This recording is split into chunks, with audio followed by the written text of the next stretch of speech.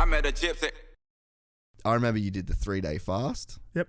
And then I remember you did one walk from Gold Coast to Tweed or something like that. Did the 100K. I've done 300Ks. I did one on Saturday. Did you? Did a 24-hour 100K walk on Saturday. That was after I got back. So I did it on Sunday. So a Saturday into Sunday, and I probably shouldn't have because my body still hadn't recovered from the walk from Cairns. Mate, the last 6 hours, probably the last 8 hours. Fuck.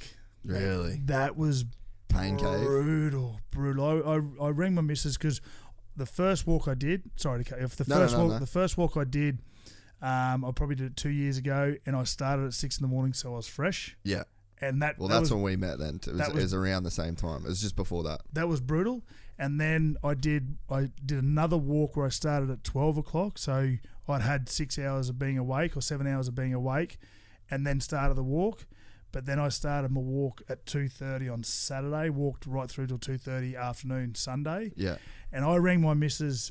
I had 6.5 hours to go. I rang my missus and told her to come pick me up, and she laughed at me. She said, "You got a job to do. I'm not picking you up. You're not giving up." And it took me from Cavill Ave. I got up there at 5:30, 6 o'clock, so I had 6.5 hours left, and it's roughly from Cavill to my place is 25 Ks.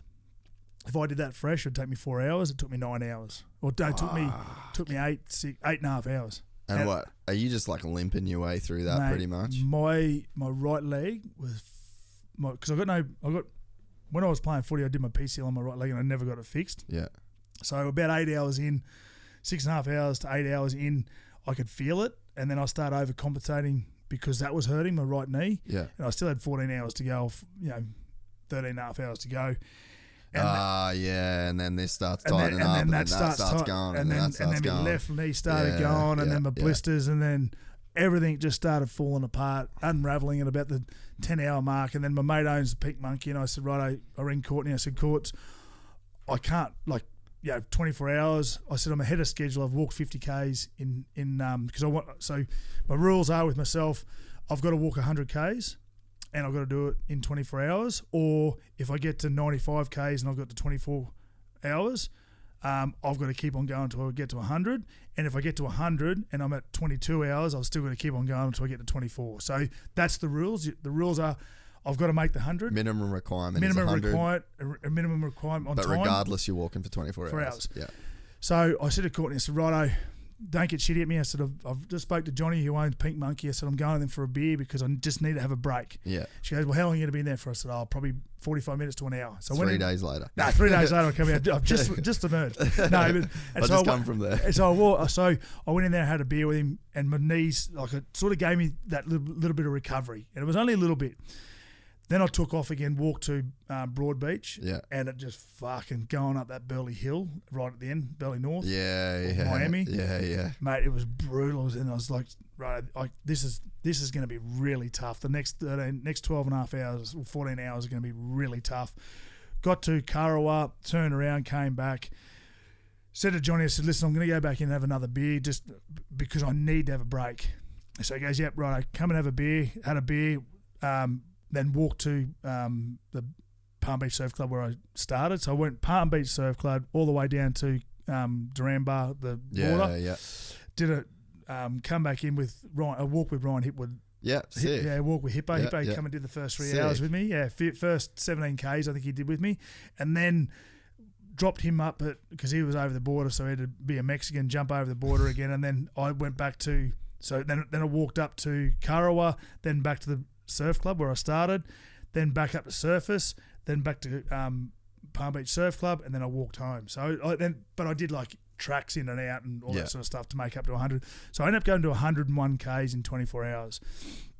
But 6 hours, 7 hours, in between that 10 hours and 5 hours, mentally I was tapped out. I was gone. And physically I'd tapped out 5 hours prior to the 10 hours. Like I was fucked. I was mentally fucked. But it's amazing what your body can do. But I tell you what, it's amazing. We talk about people who be negative to you and how it can affect you if it lets you. But with positivity, I let positivity in way easier than negativity because, as a kid, you get encouragement. you love it. Yeah. Someone beats you down, Yeah. you go backwards. Yeah. So that's when I learnt at a young age, negativity stays out there, but let positivity in. I was putting things up there saying I'm tapping out, I'm going home, I'm done. Yeah. I had that many people direct message me, ring me, and get me through. Like my dad come and join me with 6 hours to go, and he said, Chris, I'm not letting you. He goes, I'm not letting you give up. I said, Dad, I want to give up. I said, I'm fucked. And, I was seriously... And because you're like, man, I've just walked from fucking Cairns to the Gold. Like, how much more of this shit I got to do? But he'd seen me go through my tough days on that walk too, and he was saying, Chris, I've seen you fucking far worse than what you are now, which I wasn't, because he was just trying to disguise the whole situation about how I was feeling. Mate, there was 80-year-old women walking faster than me, and 80-year-old men with those walkers that were going past me, and I was fucked. And it's amazing when you get that encouragement and you get that support, how much someone reaching out to you, texting you saying, listen, Walks, you got this, we've got you, we've watched the whole thing, and you go, fuck, if I quit now, well, then they're going to be sitting there going, oh, fuck, what? Yeah, because people are invested. They get invested, and invested in a good way. Yeah. And it's awesome, and that's the human race. And if you can identify the human race for what it is, so there's, like I said, going back to there's good and there's evil. If you know that you're going to do something, you're always going to cop it. Yeah. Like Mother Teresa always had people who would dismiss her and be negative towards her. Yeah. It's human nature. If you enjoyed this content, please like and subscribe. And to listen to the full 3-hour podcast, search Gypsy Tales in your favorite podcast platform or click the link in the description below. Gypsy Gang.